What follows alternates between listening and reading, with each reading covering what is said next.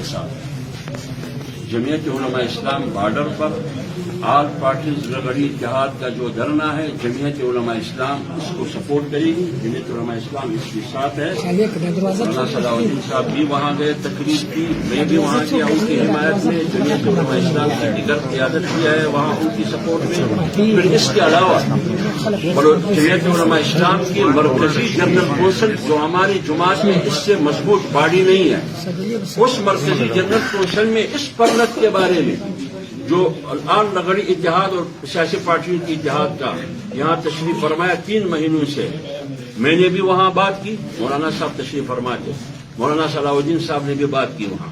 پھر جب مولانا فضل الرحمان صاحب کی قیادت میں، پھر اس کے بعد مولانا صاحب کی با اختیار اور صاحب اقتدار لوگوں سے ملاقات بھی ہوئی. مجھے مولانا صاحب نے خود کہا کہ یہ مسئلہ حل ہو جائے گا. یہ جب یہ نامینیشن فارم جمع ہونے تھے اس سے تقریباً کافی، لیکن آج پرلت والوں نے آج بھی ہم پرلت والوں کے ساتھ ہیں، اور جو بھی مدد ہم سے ہو سکے، جو بھی تعاون ہو سکے، جمعیت علماء اسلام ہر فورم پر اس کے لیے آواز اٹھائے گی. انشاءاللہ انتخابات ہونے دیں.